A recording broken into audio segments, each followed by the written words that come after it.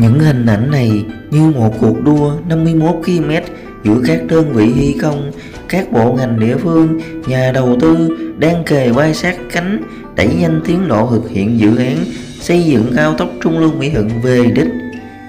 Với ngày thông xe gần kề cận, là công trình giao thông chiến lược tiếp tục nối dài tuyến cao tốc duy nhất của đồng bằng sông Cửu Long hiện nay. Bất chấp mọi khó khăn trở ngại, là một tuyến cao tốc đã có nhiều vụ bê bối, sai phạm, tai tiếng nhất, mất gần 10 năm xây dựng để đạt 10% tiến độ. Cho đến cuối năm 2019 mới bắt đầu hâm nóng công trình xây dựng một cách kiên quyết bài bản đến nay.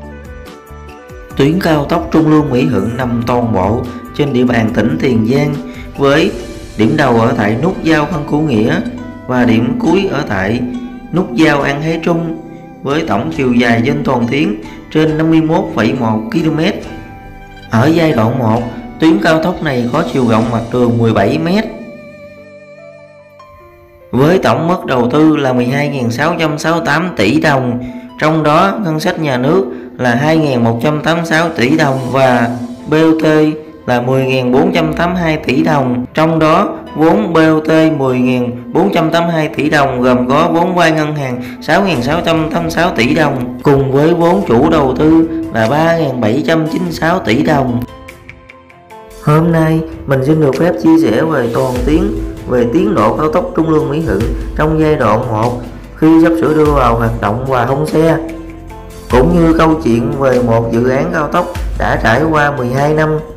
Hiện tại mình đang di chuyển trên cầu vượt ở tại khu vực An Thái Trung, và sau đó mình sẽ di chuyển vào bên trong nhánh đường để ghé vào nút giao An Thái Trung và di chuyển trên cao tốc Trung Lương Mỹ Thuận về hướng Trung Lương để về nút giao Phan Cửu Nghĩa, nơi địa điểm sẽ kết nối với tuyến cao tốc Thành phố Hồ Chí Minh Trung Lương, để cho các bạn có thể thấy được toàn cảnh về dự án cao tốc này. Dự án cao tốc Trung Lương Mỹ Thuận dài hơn 51,1 km, được khởi công từ tháng 11 năm 2009, nhưng hết năm 2018 mới chỉ làm được hơn 10% tiến độ của công trình, và công tác giải phóng mặt bằng đã đạt tới 98%, và sau đó được khởi công lại vào cuối tháng 12 năm 2019 do tập đoàn Đèo Cả đã thành lập công ty BOT Trung Lương Mỹ Thuận và tiến hành thi công cho đến nay. Và hiện tại thì mình đã ghé vào trong nhánh đường dẫn để mà lên nút giao An Thái Trung, nơi sẽ kết nối với tuyến cao tốc Trung Lương Mỹ Thuận nha các bạn. Thì ở vị trí này thì các bạn có thấy rồi đó, ở bên dưới thì đang lót những tấm vải địa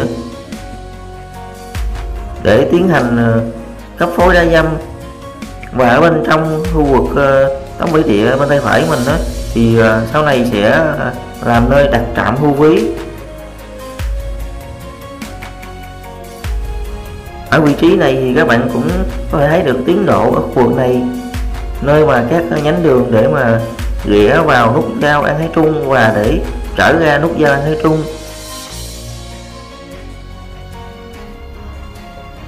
Và hướng di chuyển này của mình là để mình vào nút giao An Thái Trung và sau đó sẽ về Trung Lương nha các bạn. Ở đoạn này các bạn cũng thấy được vị trí này đã được hãm nhựa. Có thể nói dự án cao tốc Trung Lương Mỹ Thuận là một dự án trải qua nhiều thăng trầm. Thì dự án có tổng vốn hơn 14.000 tỷ đồng, dự kiến hoàn thành năm 2013. Tuy nhiên do nhà đầu tư thiếu năng lực nên công trình bị đình trệ sau nhiều lần thay đổi chủ đầu tư và thay đổi cơ quan quản lý. Dự án từ Bộ Giao thông Vận tải về Ủy ban Nhân dân tỉnh Tiền Giang, vốn dự án được điều chỉnh lại là 12.668 tỷ đồng. Thì trước mặt các bạn đó chính là khu vực của nút giao An Thái Trung, và hướng di chuyển này của mình là hướng di chuyển để mà lên tuyến cao tốc Trung Lương Mỹ Thuận và đổ về Trung Lương nha các bạn.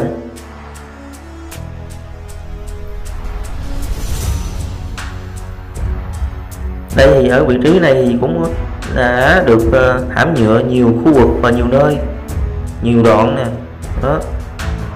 Bây giờ là mình sẽ chạy về Trung Lương cho các bạn xem về toàn tuyến cũng như là tiến độ thực tại như thế nào.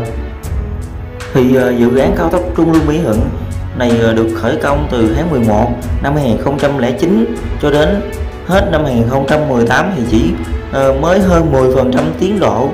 Thì vì nguyên nhân gì, vì sao mà trong thời gian khá là lâu như thế mà tiến độ chỉ hơn 10%? Đó là vì mắc những sai phạm và những vướng mắc lớn nhất là phương án tài chính bị phá vỡ, lãi suất giữa vốn vay của hợp đồng dự án và lãi suất vay ngân hàng có sự chênh lệch lớn, dẫn đến không giải ngân được vốn vay tín dụng. Bên cạnh đó, những thay đổi của luật quản lý tài sản công nên nguồn doanh thu phí trạm thu phí đường cao tốc Thành phố Hồ Chí Minh Trung Lương để hỗ trợ tuyến cao tốc Trung Lương Mỹ Thuận theo phương án tài chính ban đầu không thực hiện được. Rồi một trong 6 thành viên liên danh nhà đầu tư liên quan đến nhiều vụ án hình sự, đó chính là một trong những nguyên nhân gây ảnh hưởng đến dự án cao tốc Trung Lương Mỹ Thuận đã kéo dài gần 10 năm qua thì mới chỉ đạt được 10% tiến độ. Khi đến năm 2019 thì tập đoàn Đẹp đã vào cuộc và thi công cho đến nay. Thì trong vỏn vẹn 2 năm sau này thì tiến độ của cao tốc Trung Lương Mỹ Thuận đã nên hình hài như thế này. Thì các bạn cũng hay thấy được đây chính là về tiến độ của đoạn cao tốc Trung Lương Mỹ Thuận, nơi mà mình đang chia sẻ ở khu vực của An Thái Trung, huyện Cái Bè, tỉnh Tiền Giang. Thì ở vị trí này thì các bạn cũng có thể thấy được ở giữa tuyến đường thì đã lắp được những dải phân cách, nhưng đang vỡ van những cái làm hàng rào ở trên dải phân cách đó. Còn ở bên hai bên lề đường thì đã lắp lan can và chưa có làm vạch kẻ đường. Thì trong thời gian sắp tới thì không bao lâu nữa thì vạch kẻ đường trên cái đoạn này sẽ được vẽ đàng hoàng. Và còn ở bên dưới đường gom thì dân sinh thì các bạn cũng thấy bên dưới á, thì cũng chưa có thay đổi gì nhiều. Thì khi hoàn tất về ở bên trên tuyến chính của đường cao tốc Trung Lương Mỹ Thuận thì người ta sẽ tiến hành làm bên dưới đường gom. Đây thì mình vừa qua một đoạn cầu này, thì cầu này là cầu Gạch Tranh nha các bạn.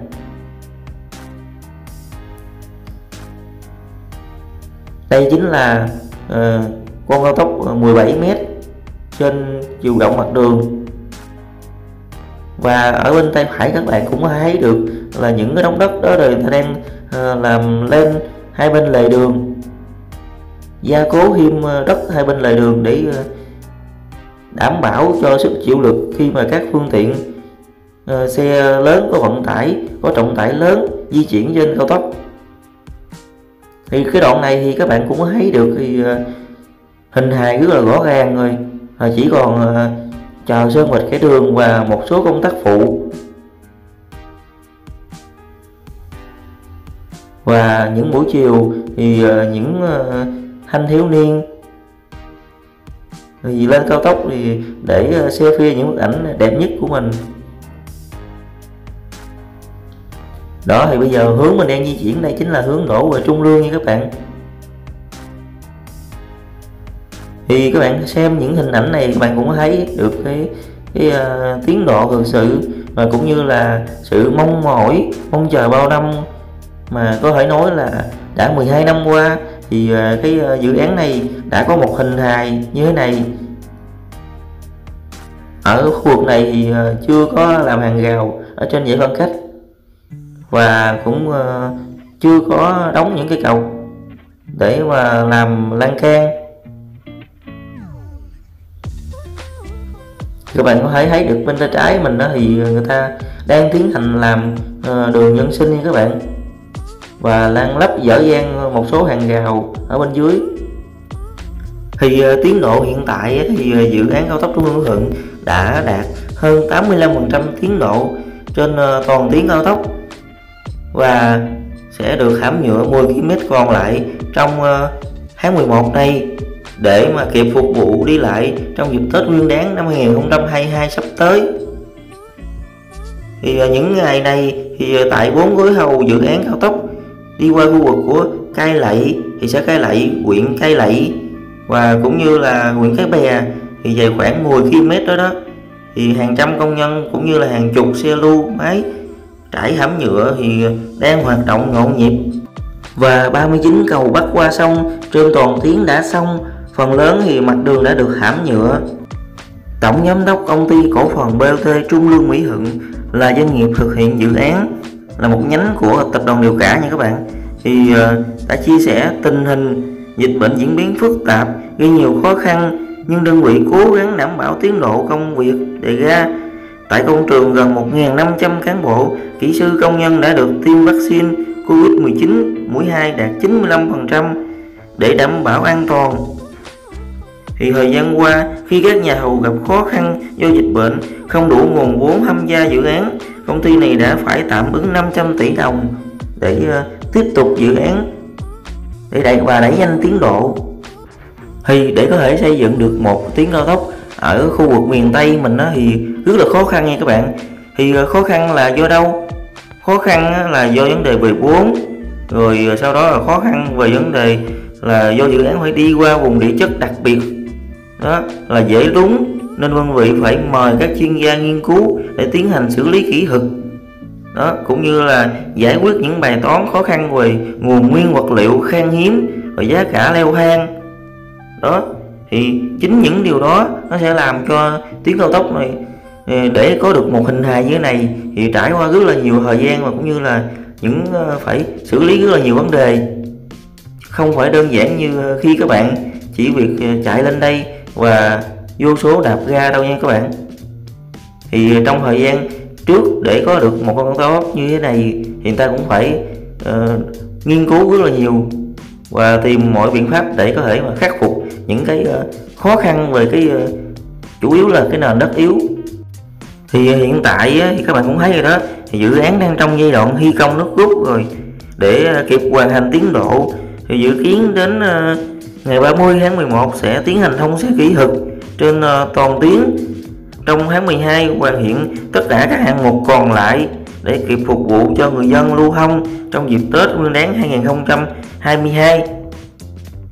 Thì trong thời gian 2022 sẽ đưa vào sử dụng tạm thời để phục vụ cho vấn đề mà Tết Nguyên đán.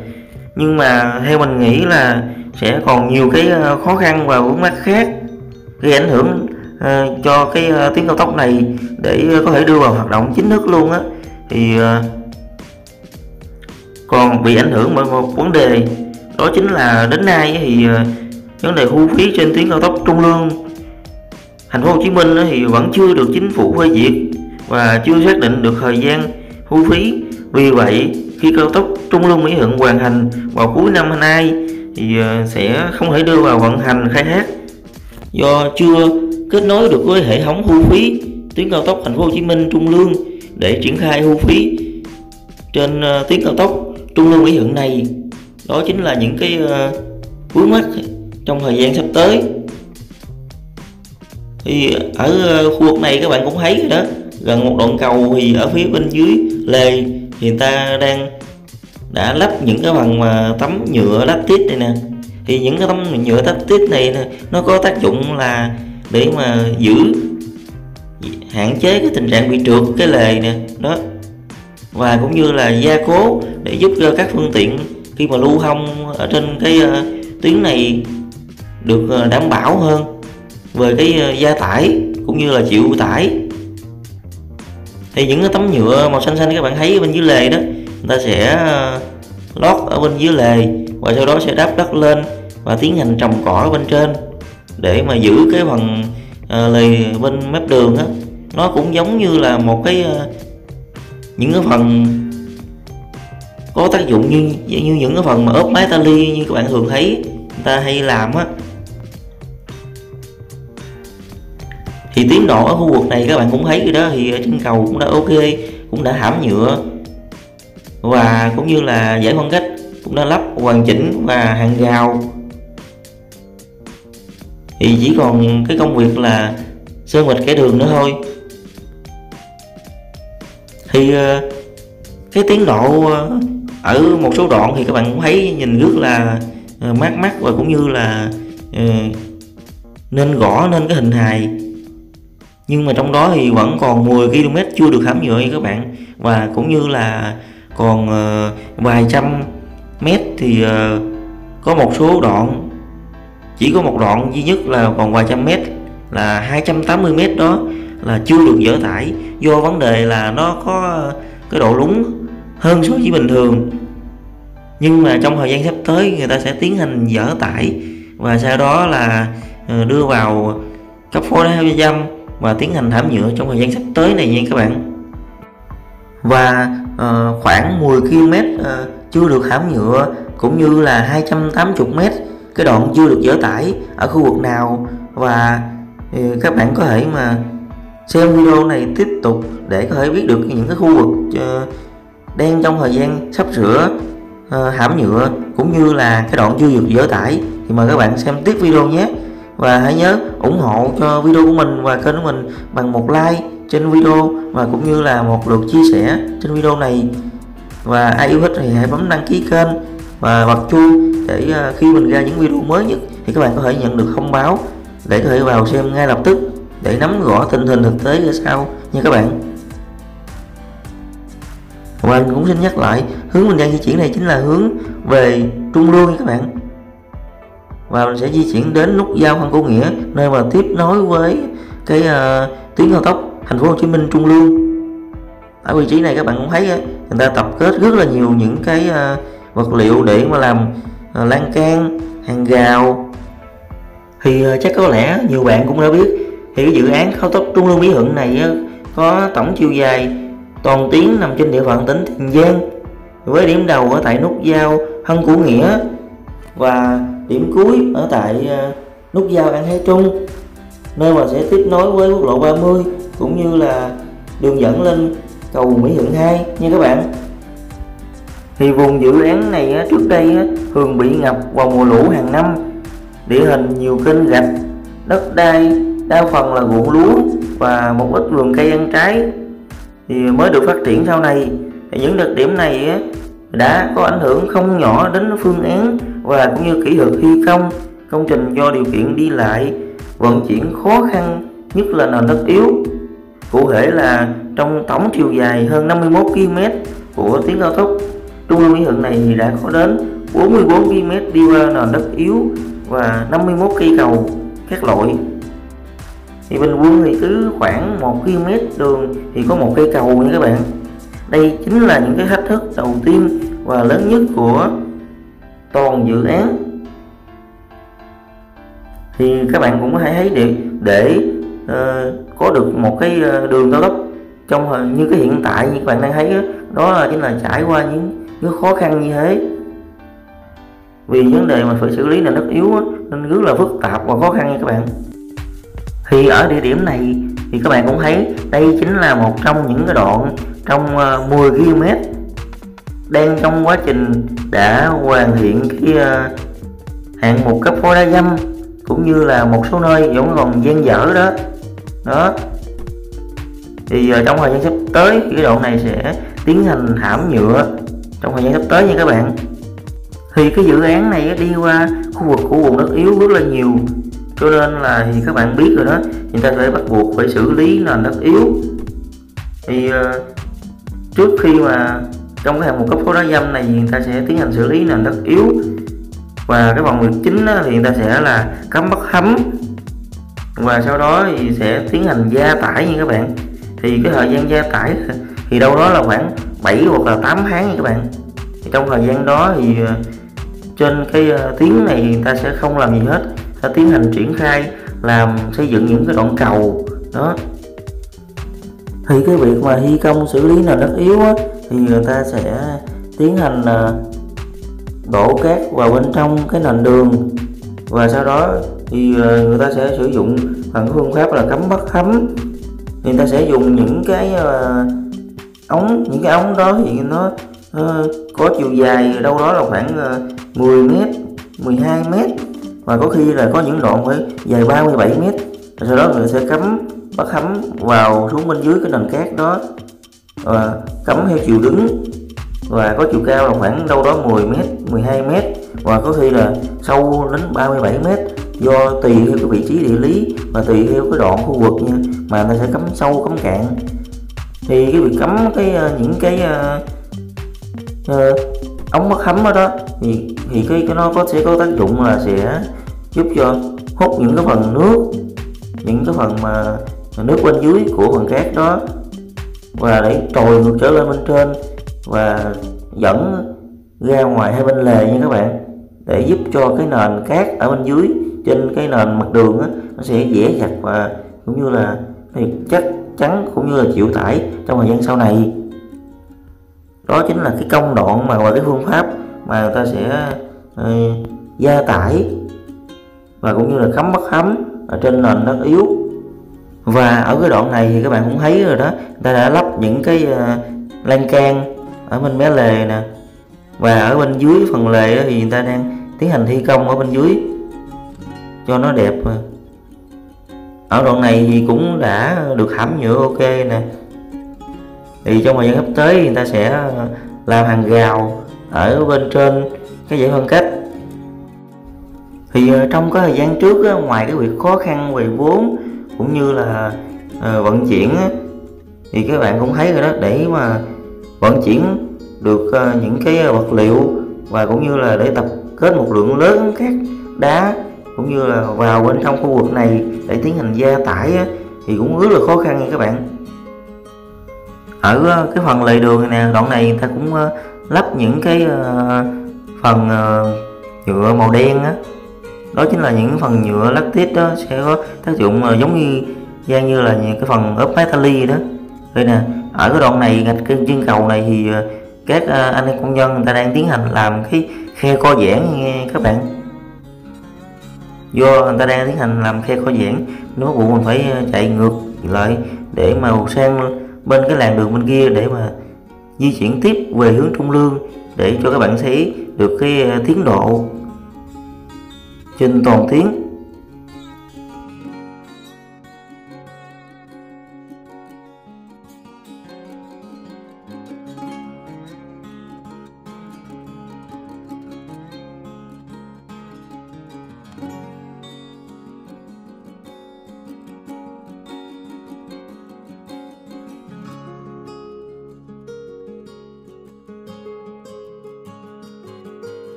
Thì cái hạng mục làm khe co giãn này á, thì lúc trước người ta đã đổ nhựa lên bên trên cái bề mặt cầu và cũng như đường á, rồi sau đó người ta sẽ tiến hành cắt bỏ đi những cái phần mà nhựa dư ngay chỗ những cái đoạn ngạch cầu như thế, và người ta sẽ làm những cái khe co giãn. Đó chính là cái cách mà người ta làm khe co giãn trên bề mặt cầu trên cái tuyến cao tốc này. Ở đây thì người ta có lắp một cái cây cột điện nè, thì bên trên đó thì người ta sẽ lắp camera cũng như là biển bảng. Ở bên tay phải các bạn thấy đó thì xe Cube người ta đang làm cái phần lề đường đó. Đây ở bên tay trái cũng vậy đó, bên tay trái người ta đang đắp lên những cái phần lề đó.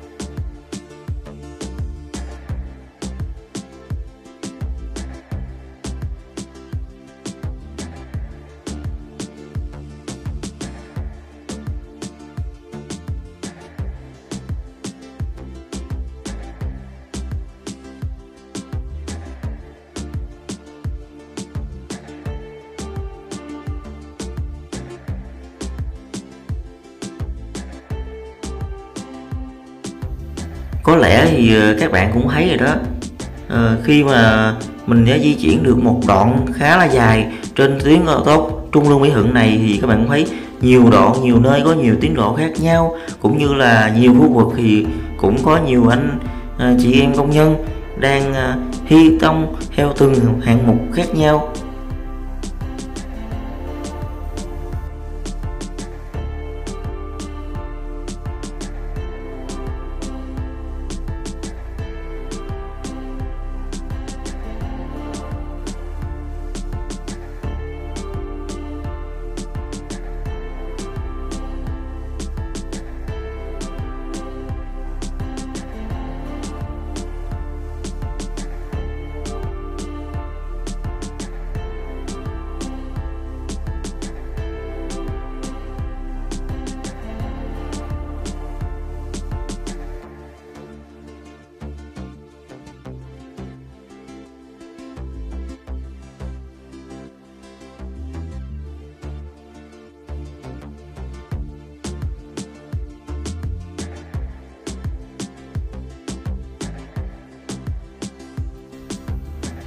Thì lúc trước có một số bạn cũng khán giả cũng có xem và nói mình sao cái phần lề nó rất là bé và hẹp, cũng như là sợ là những cái phương tiện lớn như là xe tải và những chiếc xe có sức nặng khi mà chạy sát phần lề này sẽ ảnh hưởng. Thì các bạn cũng thấy thì người ta đang tiến hành ở cái đoạn lúc nãy Cube đã tiến hành đắp những cái phần lề để mà giúp cho giữ cái phần mà lề đường nó được đảm bảo và chịu gia tải. Ở đoạn này thì phần lề vẫn chưa có tiến hành làm hết gì hết trơn nè. Bây giờ mình sắp tới một đoạn cầu nữa rồi đó, từ xa xa các bạn cũng có thấy được đó. Thì cái tuyến cao tốc này tuy là có 51 km nhưng mà trải qua rất là nhiều cầu.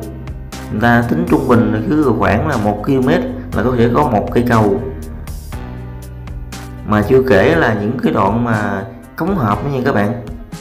Do những cái đoạn đó kinh nó hơi bé nên ta sẽ tiến hành làm cống hộp luôn để tiết kiệm chi phí.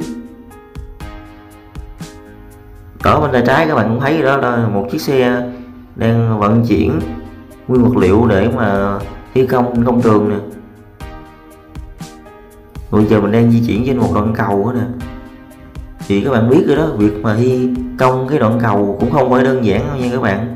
Cũng là một đòi hỏi một quá trình cũng như một kỹ thuật rất là cao á. Thì cái việc mà làm cầu thì này khi mình được biết á, thì nó sẽ có nhiều cái phương pháp. Đó chính là việc sử dụng một phương pháp khoan nhồi hay là đóng cọc. Thì cái công việc này nó phụ thuộc vào cái địa chất của cái lớp đất bên dưới nền đường nha các bạn. Thì cái việc khoan nhồi á, thì đảm bảo cái tính ổn định hơn và nó cũng đỡ ảnh hưởng đến khu dân cư của hai bên. Còn cái quá trình mà đóng cọc á, thì nó gây rung lắc như ảnh hưởng đến các hộ người dân ở xung quanh. Còn khoan nhồi á, thì nó hạn chế đi những cái đó và nó mang cái tính chất là ổn định lâu dài hơn. Sức chịu tải của nó cũng tốt hơn so với việc đóng cọc.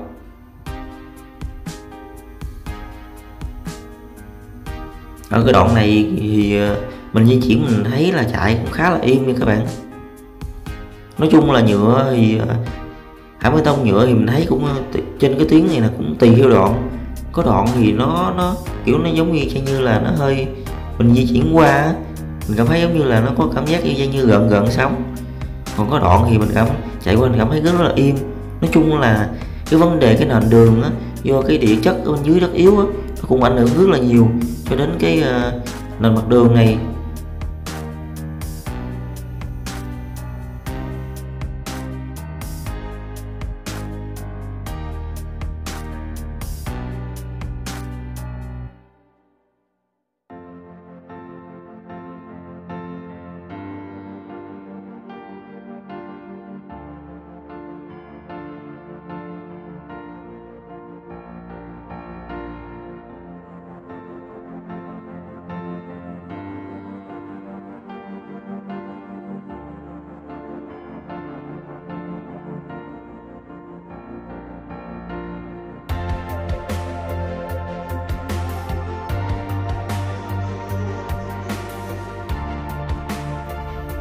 Ở cái đoạn cầu này thì vẫn chưa có được thảm nhựa trên mặt cầu nè. Và ở phía trước thì các bạn cũng thấy được rất là nhiều các xe tải cũng như là các xe vận chuyển thiết bị, nguồn vật liệu nó đang tiến hành thi công ở bên dưới cái đường mặt cầu đó. Ở phía trước thì người ta đang tiến hành để người ta làm cái hạng mục cấp phối đá dăm nha các bạn. Các bạn thấy đó, cái việc mà các phương tiện này vận chuyển đó, cái phương tiện này vận chuyển cát đá vào trong khu vực này rất là nhiều. Ở bên dưới thì người ta đang làm cái cống hộp và phần cầu cho đường gom nha các bạn.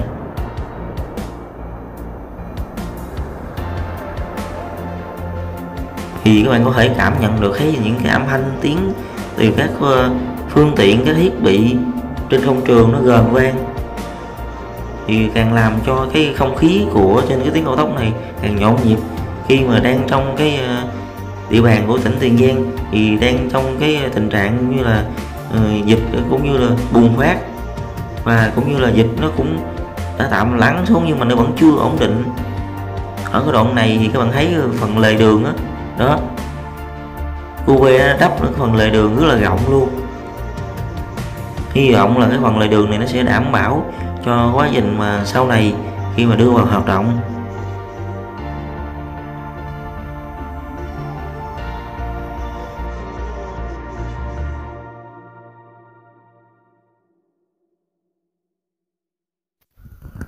Thì đây mình đậu lại cho các bạn xem rõ cái phần lề đường nè, đó nó khá là rộng nha các bạn. Các bạn có thể thấy được cái phần lề mà người ta đắp ra bên ngoài nè, đó nó khá là rộng để đảm bảo cho cái vấn đề mà chịu cái tải ở trên cái nền mặt đường mà các phương tiện có trọng tải nặng nó sẽ di chuyển ở bên trên. Thì ở cái đoạn này thì người ta sẽ mới vừa cái đắp phần lề thôi, thì sau này người ta sẽ trồng cỏ ở những cái đoạn lề này trong thời gian sắp tới.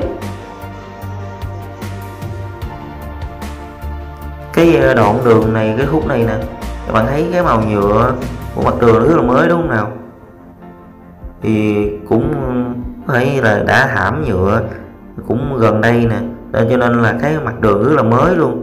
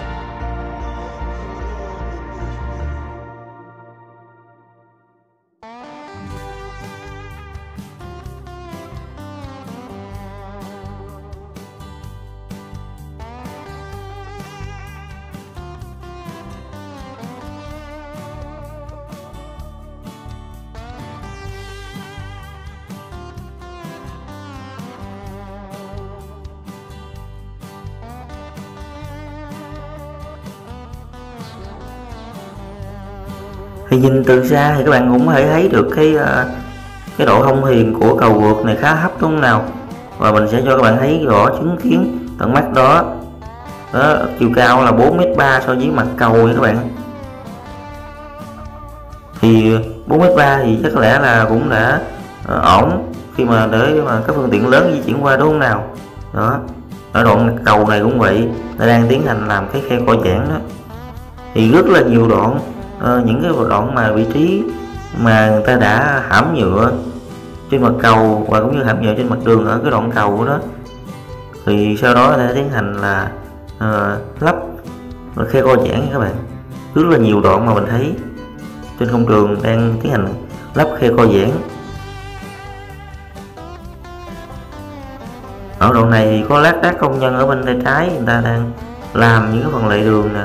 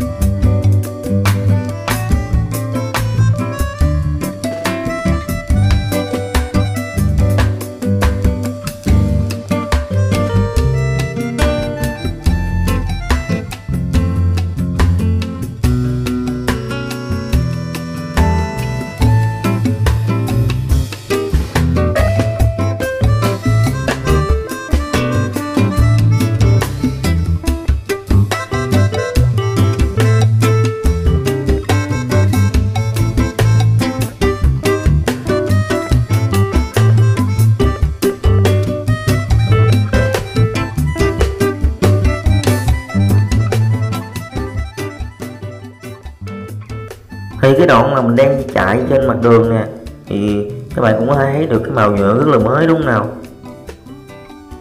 Và cái đoạn bên tay trái thì chắc có lẽ là không bao lâu nữa sẽ tiến hành thảm nhựa bên phần cái lề đường lên đường bên tay trái luôn.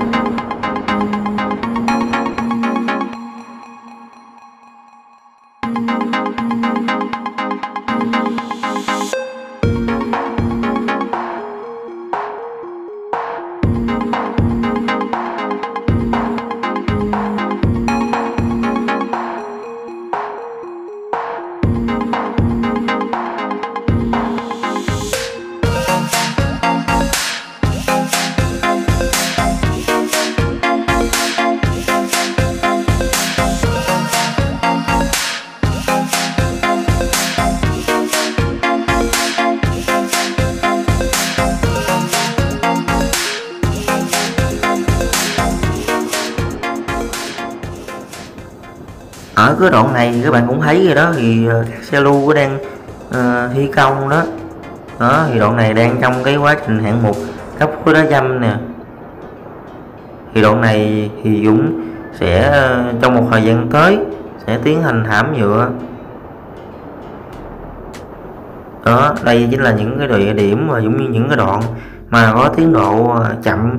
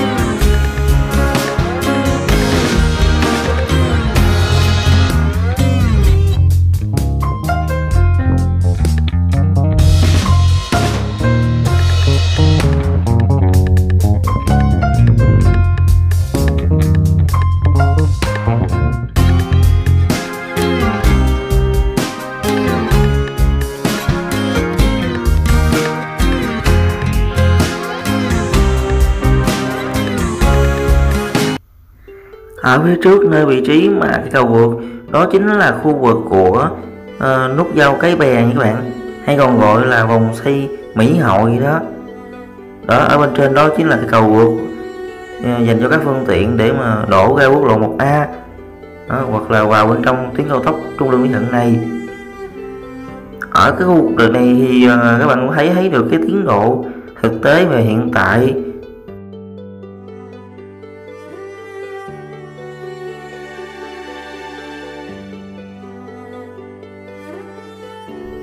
Và ở bên tay trái nơi mà mình đang lia cam cho các bạn xem, đó chính là cái nhánh đường dẫn ra vào để có thể mà lên quốc lộ 1A và vào trong tuyến cao tốc này.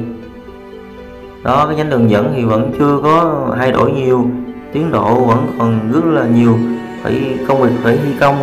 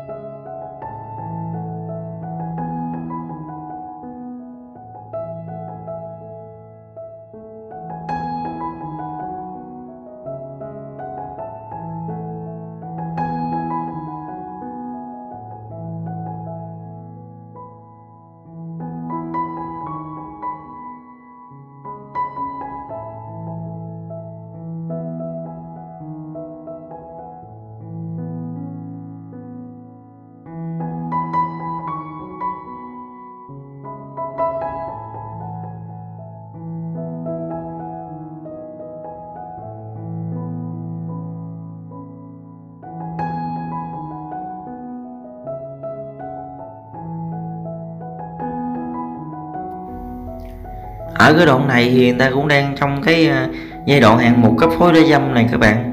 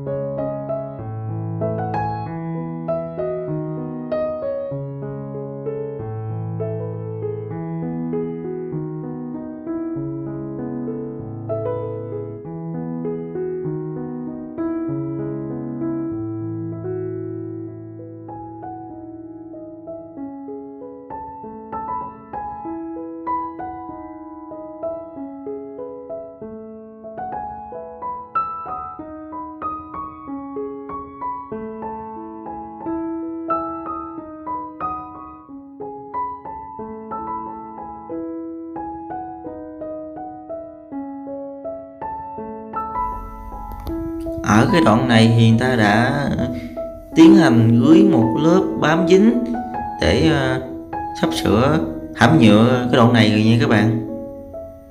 Trước khi người ta hãm nhựa, người ta sẽ gửi một lớp bám dính này, rồi sau đó người ta tiến hành hãm nhựa lên bên trên.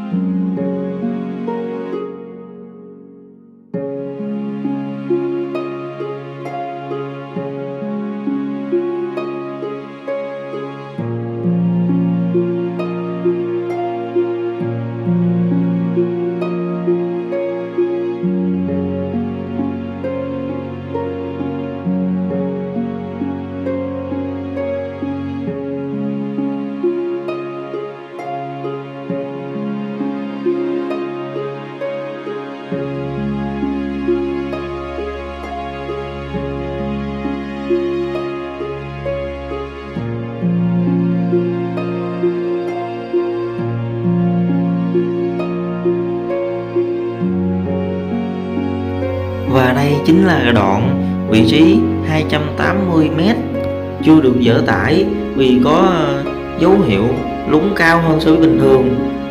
Và cái địa điểm chưa được dỡ tải này chính là địa điểm duy nhất cuối cùng trên tuyến cao tốc Trung Lương Mỹ Thuận.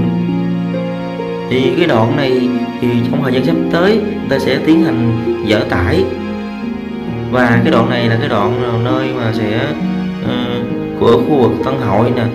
Thì mình di chuyển một chút xíu nữa các bạn cũng có thể thấy được ở bên trên, đó chính là cầu vượt. Thì ở khu vực đó chính là vòng xoay Tân Hội, hay còn gọi là khu vực của nút giao Cai Lậy nha các bạn. Đó, ở bên tay phải các bạn thấy cái nhánh đường nhỏ, bên dưới đó chính là đường dẫn để mà ra quốc lộ 1A.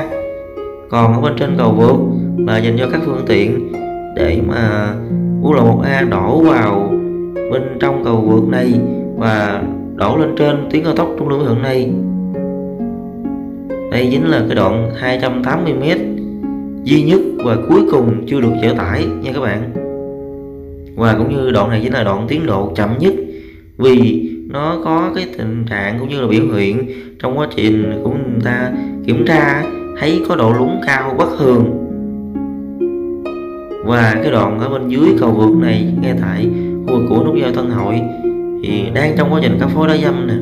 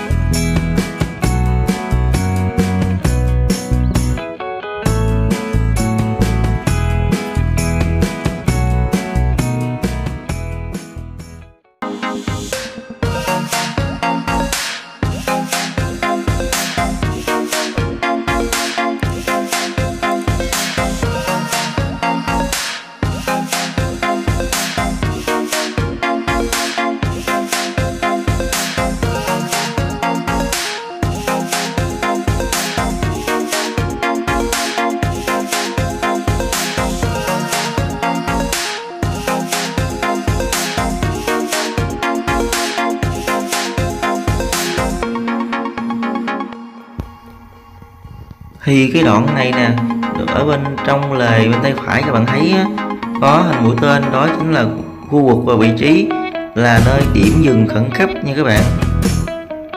Đó, cái đoạn này chính là nơi điểm dừng khẩn cấp. Tuy tuyến cao tốc Trung Lương Mỹ Thuận này ở giai đoạn 1 sẽ không có làn dừng khẩn cấp, nhưng mà ở xa xa sẽ có những cái loại địa điểm dừng khẩn cấp như thế này. Thì nó cũng giống như tuyến lộ tải Gành Sỏi, cũng có 17 m ở chiều rộng mặt đường, và xa xa cũng có một điểm để dừng khẩn cấp.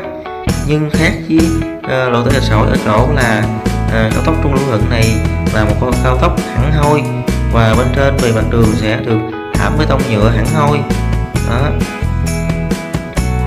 thì mình cũng không còn bao xa nữa sẽ di chuyển đến nút giao Thân Vũ Nghĩa nha các bạn. Và mời các bạn cùng đón theo dõi tiếp theo để xem tiến độ cho đến vị trí nơi mà sẽ tiếp nối với đường cao tốc Trung Lương Thành phố Hồ Chí Minh.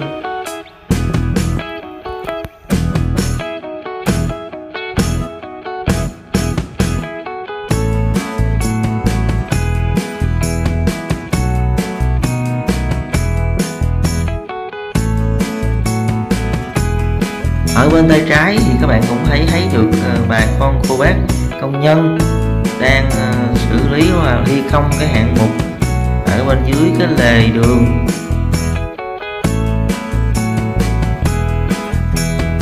Đó, các bà con cô bác đang lắp những cái tấm nhựa màu xanh xanh đó. Thì những cái tấm nhựa lưới xanh xanh đó sẽ có tác dụng là để gia cố và giữ đi lại cái phần mà đất lề đường như thế này.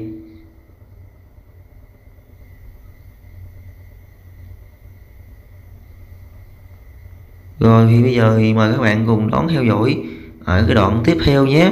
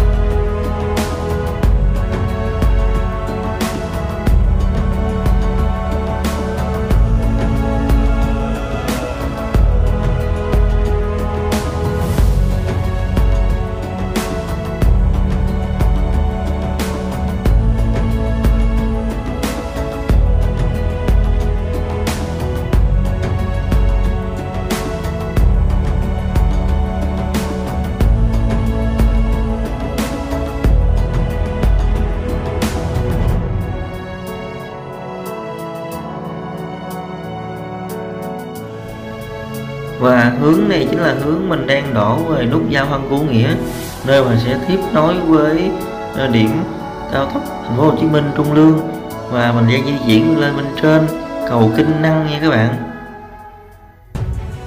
Thì cái đoạn này các bạn cũng thấy được tiến độ của một số video trước mà mình đã chia sẻ với các bạn, thì tiến độ nó cũng đã có thể nói là gần như hoàn chỉnh rồi đó.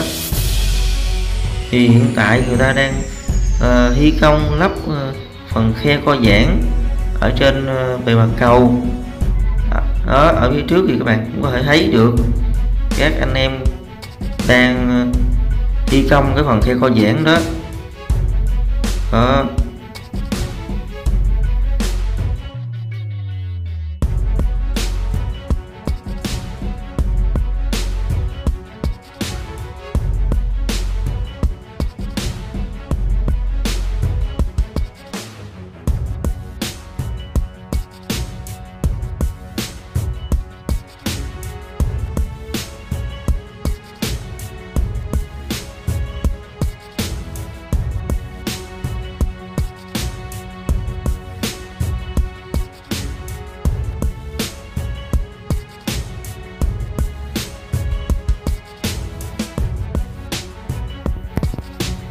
Và đây chính là một trong những đoạn khe co giãn đã hoàn tất này nha các bạn.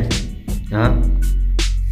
Thì việc lắp khe co giãn này để khi mà nhiệt độ trên mặt cầu cũng như là thời tiết thay đổi tăng cao hoặc là giảm đột ngột, thì cái khe co giãn này nó sẽ giúp cho cái trong quá trình mà cầu nó sẽ giãn nở ra và thu hẹp lại.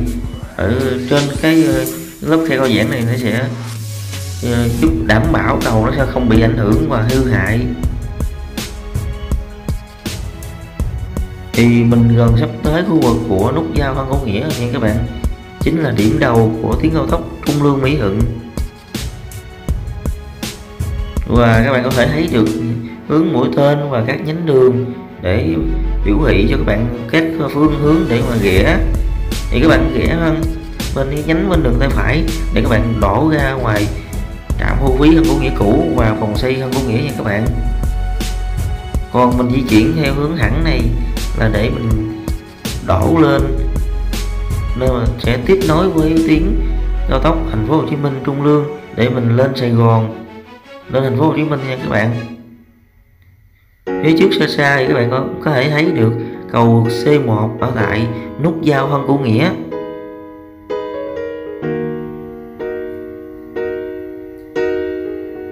Còn các bạn thấy nhìn bên tay phải cái nhánh đường để mà đổ vào chung với cái nhánh đường hướng vào lên Sài Gòn Thành phố Hồ Chí Minh đó, đó chính là nhánh đường dành cho các phương tiện từ trên cầu vượt, người ta sẽ rẽ vào nhánh đường này để mà đổ lên Thành phố Hồ Chí Minh. Đây chính là tiến độ thực tế mà video mình đã chia sẻ cho các bạn về toàn tuyến cao tốc Trung Lương Mỹ Thuận trong thời điểm hiện tại.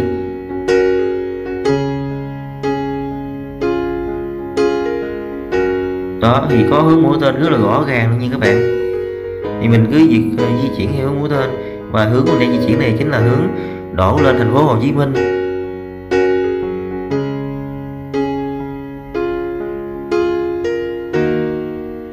Thì đã trải qua rất là nhiều thời gian, hơn một thập kỷ qua, và trong thời gian thi công của tập đoàn Đèo Cả của BOT Trung Lương Mỹ Thuận trong 2 năm qua, thì tiến độ đã nên hình hài một cách rất là rõ ràng và rất là đẹp mắt như thế này.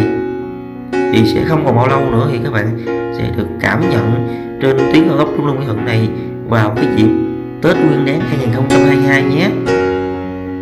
Đó, phía trước đó chính là tuyến đường của cao tốc Thành phố Hồ Chí Minh Trung Lương nha các bạn. Ở vị trí này là mình sẽ nhập làn để mà đổ lên Thành phố Hồ Chí Minh, khi mà ta sẽ dỡ bỏ những cái rào chắn này đi. Và lời cuối video thì mình xin cảm ơn các bạn đã xem hết video này, và hãy ủng hộ cho Gió Mùa Ký Sự bằng một like và một lượt đăng ký kênh, cũng như là bật chuông thông báo để khi kênh của mình sẽ ra những video thì các bạn sẽ nhận được thông báo đó. Và hãy Bình luận ở bên dưới video này về những cảm xúc và cảm nghĩ của các bạn về toàn tuyến cao tốc Trung Lương Mỹ Thuận này nhé. Và hãy ủng hộ giúp cho Gió Mùa Ký Sự bằng một lượt chia sẻ video này. Hãy nhớ chia sẻ và chia sẻ mạnh tay lên. Đó chính là sự ủng hộ của các bạn dành cho Gió Mùa Ký Sự này rồi. Cảm ơn các bạn rất là nhiều. Hẹn gặp lại các bạn ở những video tiếp theo trong thời gian sắp tới nữa nhé.